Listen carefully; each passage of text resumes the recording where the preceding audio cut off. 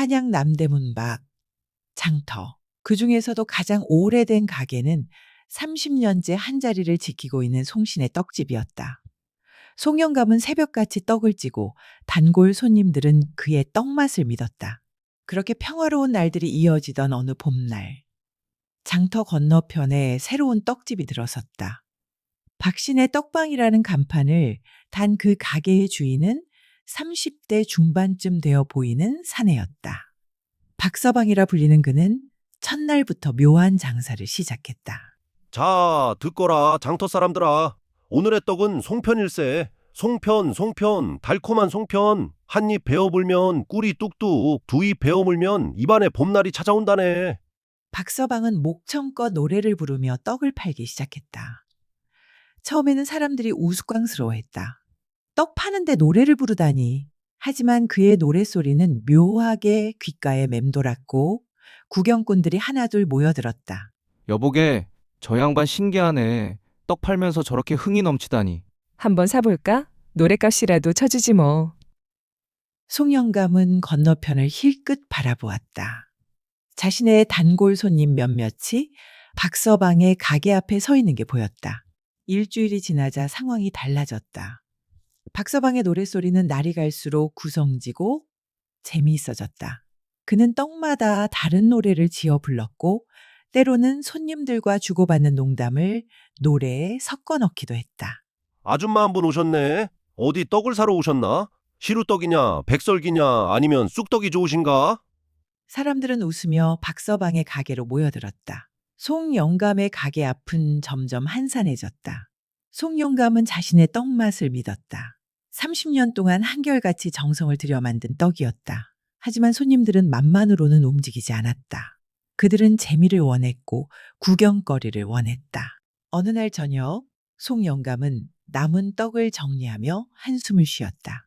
오늘도 절반이 넘게 남았다. 그날 밤 송영감은 잠을 이루지 못했다. 다음 날 송영감은 평소보다 일찍 나와 어색하게 소리쳤다. 자, 떡 사시오. 목소리가 떨렸다. 사람들이 힐끗 쳐다보고는 그냥 지나쳤다. 그때 건너편에서 박서방의 노랫소리가 울려 퍼졌다. 오늘은 특별한 날. 인절미에 콩고물을 2배로. 한 입 베어 물면 구름 위를 걷는 기분. 사람들이 우르르 박서방의 가게로 몰려갔다. 송영감은 그 모습을 바라보며 주먹을 쥐었다.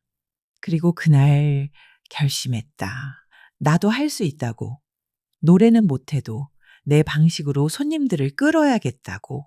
송영감의 반격은 사흘 뒤에 시작됐다. 그는 장터에서 가장 큰 함지박을 하나 구해왔고 그 안에 백설기를 가득 담았다. 그리고 가게 앞에 커다란 글씨로 팻말을 세웠다. 맞춰보시오. 이 함지박 안에 떡이 몇 개? 맞추는 사람에게 모두 드리오. 지나가던 사람들이 하나 둘 멈춰섰다. 어디 보자. 20개? 아니야, 30개는 되어 보여. 사람들이 모여들기 시작했다. 송영감은 손님들의 대답을 일일이 적어 나갔다. 박서방도 건너편에서 이쪽을 바라보고 있었다. 그의 얼굴에 미묘한 미소가 번졌다. 26개. 한 아낙네가 외쳤다. 송영감은 천천히 함지박을 열었다. 하나, 둘, 셋, 26개. 정확히 맞았다. 사람들이 환호했고 아낙네는 떡을 한 알음 안고 기뻐했다. 그날 송영감의 가게 앞은 구경꾼들로 가득 찼다. 송영감도 장사 수완이 있었구만. 맞추기 게임이라니. 재미있는데? 다음 날 박서방이 응수했다. 그는 가게 앞에 작은 무대 같은 것을 설치하고 떡을 높이 쌓아 올렸다. 자, 보시오 여러분. 오늘은 특별한 공연이 있어. 떡 쌓기 묘기. 이 떡이 무너지지 않고 10개까지 쌓이면 여기 계신 모든 분께 떡 1개씩 나눠드리겠소. 박서방은 능숙한 손놀림으로 떡을 하나씩 쌓아 올렸다. 하나, 둘, 셋. 사람들은 숨을 죽이고 지켜봤다. 7개, 8개. 떡탑이 흔들렸다. 구경꾼들이 탄성을 질렀다. 9개, 그리고 마지막 10번째. 성공이요. 사람들이 박수를 쳤다. 박서방은 약속대로 떡을 나눠주었고 그의 가게 앞은 그날 하루 종일 북적였다. 송영감은 고민에 빠졌다. 자신은 박서방처럼 재주가 없었다. 하지만 포기할 수는 없었다. 사흘 뒤 송영감은 장터에서 본 적 없는 거대한 시루를 가게 앞에 내놓았다. 그리고 팻말을 세웠다. 오늘 정오 장터에서 가장 큰 시루떡을 만들겠소. 함께 나눠 먹을 사람은 모두 오시오. 소문은 빠르게 퍼졌다. 정오가 되자 송영감의 가게 앞에는 장터의 절반쯤 되는 사람들이 몰려들었다. 송영감은 거대한 시루에 쌀가루를 켜켜이 쌓고 팥을 올리고 대추를 박았다. 그 모습 자체가 장관이었다. 저렇게 큰 떡은 처음 보는구만. 저걸 어떻게 찌지? 송영감은 장정셋을 불러 함께 시루를 들어 올렸다. 가마솥 위에 올려진 시루에서 김이 모락모락 피어올랐다. 한 시즌이 넘게 기다린 끝에 드디어 떡이 완성됐다. 송영감이 뚜껑을 열자 고소한 냄새가 장터를 가득 채웠다. 자, 모두 드시오. 사람들이 앞다투어 떡을 받아갔다. 모두가 감탄했다. 역시 송영감의 떡맛은 일품이었다. 그날 송영감은 떡 한 푼 팔지 못했지만 장터 전체에 자신의 이름을 다시 새겼다. 박서방도 구경꾼들 틈에 섞여 있었다. 그는 송영감이 나눠주는 떡 한 조각을 받아 물었다. 그리고 잠시 멈칫했다. 맛이 정말 좋았다. 정직하고 깊이가 있었다. 이틀 뒤 박서방이 맞대응했다. 그는 가게 앞에서 떡 만들기 체험을 시작했다. 지나가는 아이들과 아낙네들을 불러 모아 직접 떡을 빚게 했다. 손님들은 자신이 만든 떡을 집에 가져갔고 박서방의 가게는 체험 공방처럼 변했다. 어머나, 우리 아이가 만든 떡이 이렇게 예쁘다니. 다음에 또 와야겠어요. 두 떡집의 경쟁은 날이 갈수록 치열해졌다. 송영감은 계절마다 특별한 떡을 선보였고 박서방은 매주 새로운 이벤트를 열었다. 장터 사람들은 두 떡집의 대결을 구경하는 재미에 흠뻑 빠졌다. 하지만 두 사람 모두 지쳐가고 있었다. 매일 새로운 것을 준비하고 손님들을 끌기 위해 애쓰는 일은 생각보다 힘들었다. 송영감은 밤늦게까지 새로운 떡 모양을 고민했고 박서방은 손님들을 즐겁게 할 방법을 궁리했다. 여름이 한창이던 어느 날 장터에 이상한 소문이 돌았다. 저작거리 건너편에 새로운 떡집이 들어선다는 것이었다. 그것도 한양에서 가장 크고 화려한 떡집이라고 했다.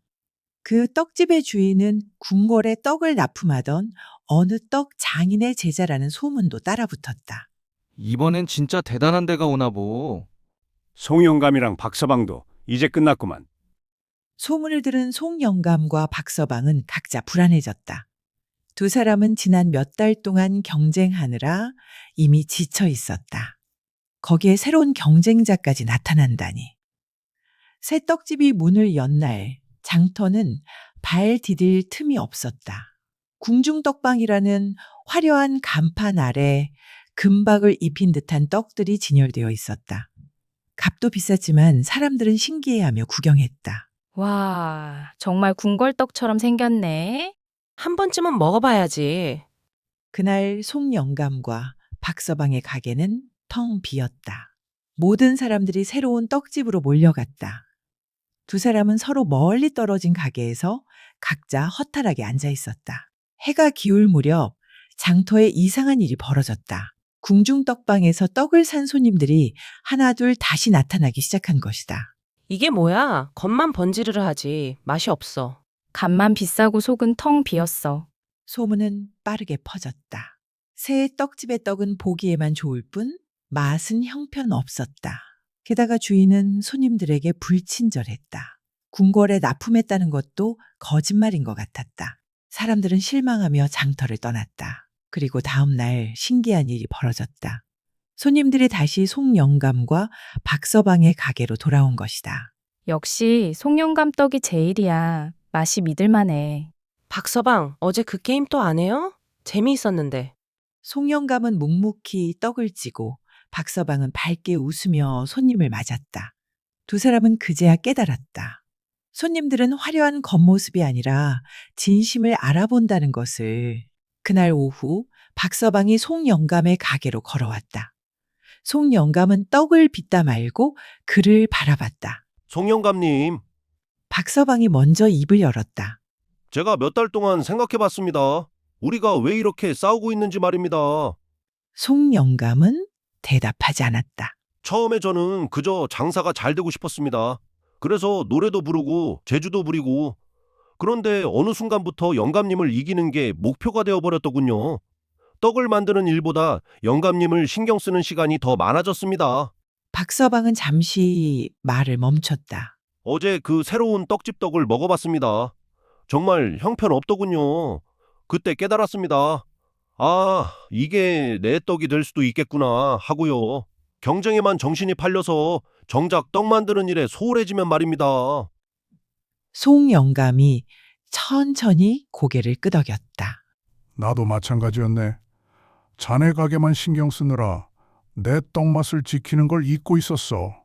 두 사람은 잠시 침묵했다. 장터의 소음만이 귓가를 스쳤다. 영감님, 제안이 하나 있습니다. 박서방이 조심스럽게 말했다. 우리 둘이 힘을 합쳐보면 어떻겠습니까? 경쟁하는 대신에 말입니다. 영감님은 떡맛으로, 저는 손님들을 즐겁게 하는 것으로 각자 잘하는 걸 살리면 장터에서 제일 좋은 떡집을 만들 수 있지 않을까요? 송영감은 박서방을 바라봤다. 젊은 사내의 눈빛은 진지했다. 아니, 송영감이 고개를 저었다. 박서방의 얼굴이 어두워졌다. 대신에 송영감이 미소를 지었다. 30년 만에 지어보는 진심 어린 미소였다. 자네는 자네 방식대로, 나는 내 방식대로 계속하세. 다만 이제는 서로를 이기려 하지 말고 저마다 가장 좋은 떡을 만드는 데 집중하자고. 그러면 손님들이 알아서 선택할 거야. 누구 떡이 더 맛있는지, 누구 가게가 더 재미있는지 말이야. 박서방이 활짝 웃었다. 그게 더 좋겠습니다. 그럼 다시 경쟁이네요. 하지만 이번엔 떡으로, 진심으로 하는 경쟁으로요. 그래, 그게 진짜 승부지. 두 사람은 악수를 나눴다. 그날 이후 장터의 풍경이 조금 달라졌다.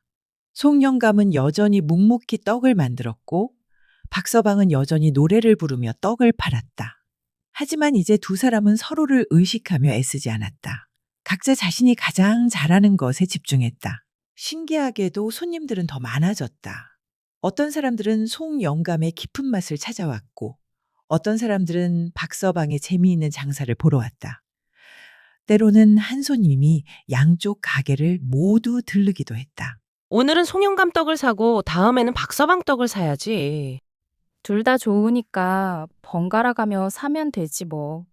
가을이 깊어갈 무렵 장터에서는 송영감과 박서방을 장터의 명물이라고 불렀다. 두 떡집은 서로 다른 매력으로 장터를 풍요롭게 만들었다. 어느 저녁 장사를 마친 두 사람은 우연히 장터 한가운데서 마주쳤다. 오늘도 수고했네, 박서방. 영감님도 수고 많으셨습니다. 두 사람은 나란히 장터를 걸으며 집으로 향했다. 저녁 노을이 장터를 붉게 물들이고 하루를 마무리하는 상인들의 부산한 소리가 들렸다. 내일은 비가 온다던데? 그럼 실내에서 할 수 있는 이벤트를 준비해야겠군요. 나는 비 오는 날 먹기 좋은 따뜻한 떡을 만들어야겠어. 두 사람의 대화는 자연스럽게 이어졌다. 이제 그들은 경쟁자이면서 동시에 서로를 이해하는 동료가 되어 있었다. 장터 끝자락에서 두 사람은 각자의 길로 갈라졌다. 송영감은 왼쪽 골목으로, 박서방은 오른쪽 길로. 내일 또 봅시다. 박서방이 손을 흔들었다. 송영감도 손을 들어 화답했다. 다음 날도 그 다음 날도 장터에는 두 떡집의 이야기가 계속되었다. 송영감의 묵묵한 정성과 박서방의 유쾌한 재치가 어우러져 장터는 더욱 활기찬 곳이 되어갔다. 그리고 사람들은 말했다. 장터에 가면 떡맛도 보고 재미도 보고 인정도 느낄 수 있다고. 그 모든 게 두 떡장수 덕분이라고. 겨울이 오고 다시 봄이 왔다. 세월은 흘러도 장터의 두 떡집은 여전히 그 자리에서 저마다의 방식으로 사람들을 맞이했다. 경쟁하되 미워하지 않고 다르되 존중하며 함께 장터를 지켜가는 두 사람의 이야기는 오래도록 사람들의 입에 오르내렸다. 시청해 주셔서 감사합니다.